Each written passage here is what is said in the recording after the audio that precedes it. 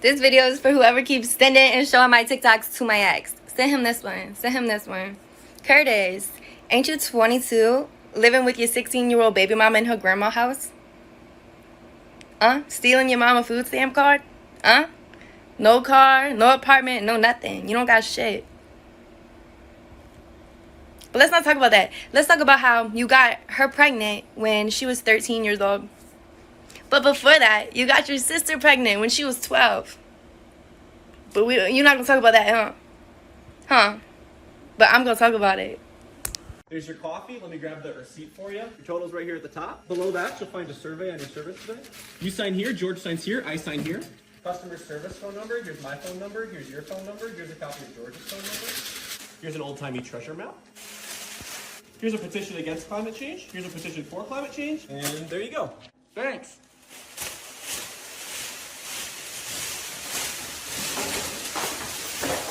So let's say you and me were in a relationship and I want a different woman every day because, as you know, I'm a man with a voracious appetite. Maybe tomorrow I want Betty. Maybe the next day I want Veronica. The day after I want Stephanie. Would you be okay with that? I mean, as long as you would be okay with me today wanting Chanel, tomorrow wanting Louis Vuitton, the day after wanting private jet flying to Maldives, then sure. That is not a problem, my friend. But what you need to understand is that I might be able to see multiple women, but you're not going to be able to see multiple men. Look, they say love is blind. And as long as I have enough designer bags blocking my way, I will be blind to whatever you do. I like the way you think. And I like the way you make money, so...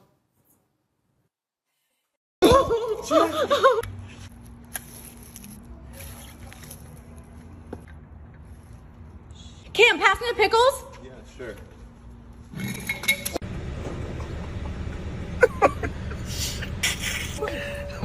What'd she say? That was a dude. No, that was fully a dude. Oh my god. He's coming. He's Oh coming. my God. Stop. He looks dangerous. He looks dangerous. Hey, go around him. Go around. Move. Is he coming? Oh shoot, he's coming. Oh my god. Shoot. He's following us. Shoot, babe, go. Oh Go, babe, God. go. I'm going. Shoot. Beside us. He's What's he scary. doing? Partner. Just go right. Look, he's signaling at us. Gang signs, I figure. It's home. I'm literally. They pulled in. They literally pulled in. Inside and locked the door. It's through the glass. I'm not recording. Okay, I'm recording. We don't want to roll down the window. Stop joking with that. Come on. Keep on going. This is enough. You can talk. Come here. No. No. Get a little closer. I need to tell you something. Let me tell you something. Got you back.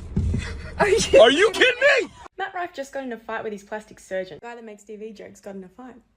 Wow. Kind of a strange one because the surgeon made this video after the backlash. What did the video say? Me after creating the greatest jawline ever seen just for my client to get cancelled right after. What's that got to do with Matt Rife? Doesn't. The surgeon didn't even use his name. So why was Matt upset? Everyone was razzing him by tagging him and implying that he was the client. That's a bit funny. I think he got offended by the joke because he commented lying about medical history is illegal, FYI. And the guy that told his fans to buy special needs helmets because they can't take a joke. He since deleted the comment, but the kicker is that's not even his plastic surgeon.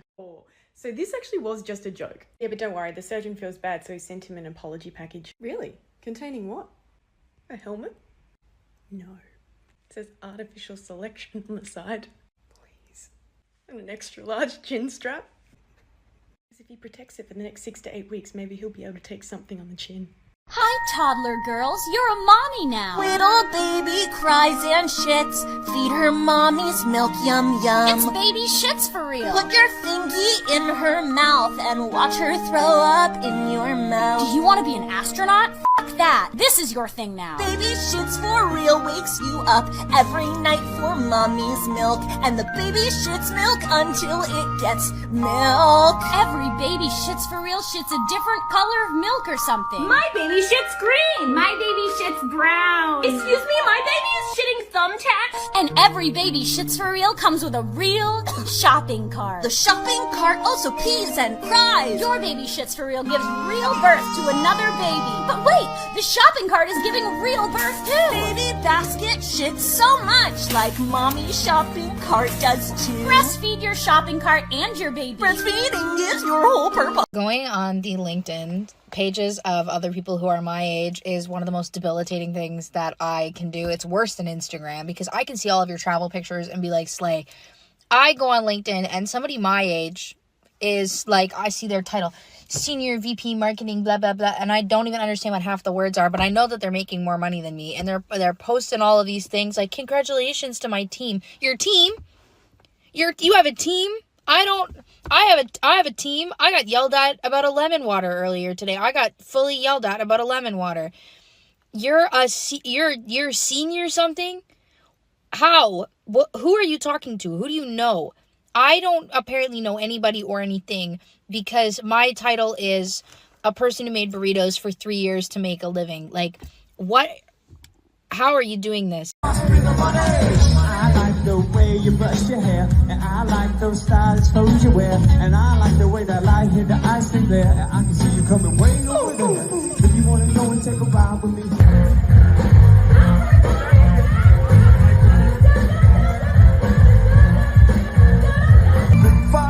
You back that thing up. You call me Big Daddy when you back that thing up. Cause what you playing with, back that thing up. Cause you look good, won't you back that thing up. You're a big fine woman, won't you back that thing up. You call me Big Johnny when you back that thing up. Cause what you playing with, back that thing up.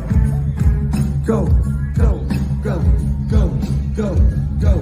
Go, shorty, it's your birthday. We're gonna party like it's your birthday. We're gonna sip a party like it's your birthday.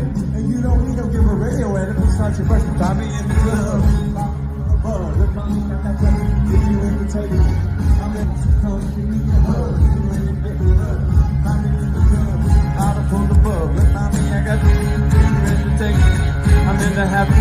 There's just not much in this song, so come give me a hug. You said like 3 words. Y'all gon' make me lose my mind. Up in here, up in here. Y'all gon' make me go all out. Up in here, up in here.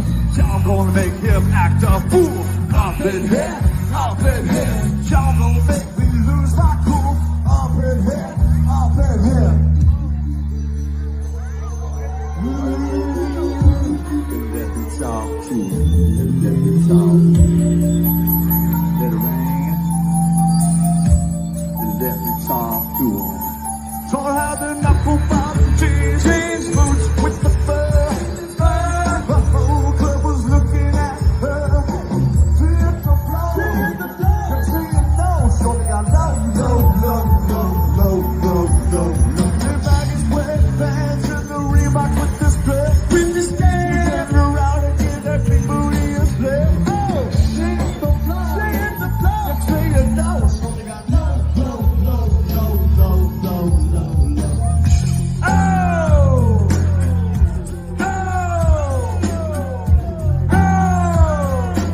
Single guys, here's what it's like being married.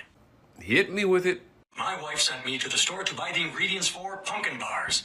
I'm walking the aisles and realize canned pumpkin not on the list. Sounds like you should probably buy canned pumpkin just to be safe. Is this a mistake? Do we already have it? Let's call the wife to find out. I literally went through this dilemma yesterday when I couldn't remember if we had a can of refried beans for the tacos that I wanted to make last night. So I bought it. Turns out we already had one. All right, now we have 2. Now, could I have bought canned pumpkin? Yes. Yes. I'm glad we're in agreement then. What is the point of this video? But if we already have it, it's gonna sit on the shelf for a year. You only use it at Thanksgiving. I don't know why I have to explain this. It'll still be good in a year, and also, you can consume pumpkin-based products after Thanksgiving. You're welcome. Halfway home, I get a text, we need canned pumpkin.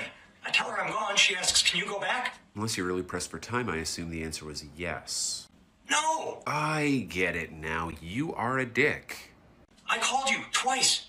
That was with purpose. You think I'm calling to chit-chat? Hey, haven't talked to you since breakfast. What's up? Somehow, every sentence in this video is worse than the one that preceded it. No. You don't even like her, do you? Now my wife is mad at me because she has to go to the store herself. So naturally, you were like, you know what'll make this better? publicly mocking her. You just know that when she saw this video, he gaslit her about how it was just a small thing and she shouldn't be so upset. And he'll probably say there were no signs and he never saw it coming when she dumps him too.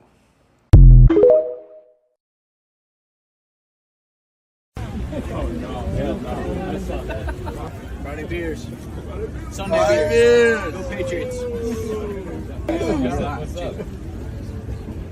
Do it. Oh my god. What? That just disappeared. Woo! 20 in the hole. Thank you. You're your best. Hey! Victim. Oh, he's got home with it too. He's gonna. Nate! Oh my god. How did you do that? Oh, Nate. Hey, that was a valiant effort. That was a good try.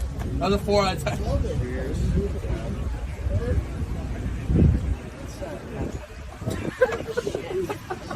He's like 10 beers in the hole already. Like, I don't drink. I knew it. I fucking knew it. I prefer the Canadian. Yeah. I feel like I've seen this guy on Friday beers. And you know what you're up against. Whoa! How do you do it for the back. Oh, he just fucking Alright, well, yeah. Go. You guys want to go. Oh! Have you ever done that? You ever like taking a video? You'll be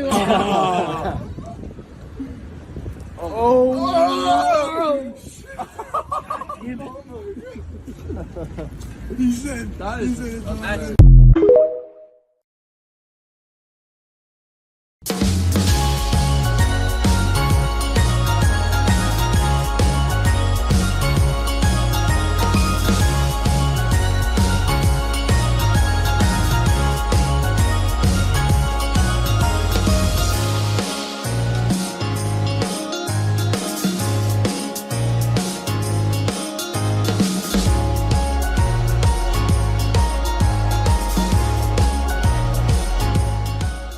Why do boomers hate young people so much? Obligatory, not all boomers. So I won't get into the survivorship bias thing because that's already been covered. Like the fact that a lot of boomers died younger because of institutionalized racism or the AIDS epidemic or a bunch of other things. Due to my age, however, which is 38, I have a pretty good memory of the boomers that I grew up around. Now, obviously I can't speak to the experiences of people who weren't cis white men, because that is what I am. However, there is an element to the experiences of specifically cis white boomers that I do want to talk about, and that is the way they were raised. Now, the boomers were raised primarily by the greatest generation, or the war generation, which is the individuals who survived the Great Depression and then went on to fight World War II. They were born primarily in the late 40s through the 50s and raised in the 50s and 60s. And an element that needs to be recognized is the fact that the generation that raised the baby boomers, despite how we venerate them in this country, was deeply, deeply traumatized. The generation that raised the boomers had just survived the Great Depression and then survived the greatest war the planet had ever seen, the most violent and horrific conflict that humanity had pretty much ever known up to that point. The stifling social conformity of the 1950s makes a lot more sense when you consider it as the psychological reaction of a generation that's just been through something horrifying, trying to reclaim a sense of normality. Basically, the baby boomers were raised by a generation with a massive amount of trauma they were carrying around and very little institutionalized support to help them manage that trauma. So what did they do? They passed it on and fed it to their kids.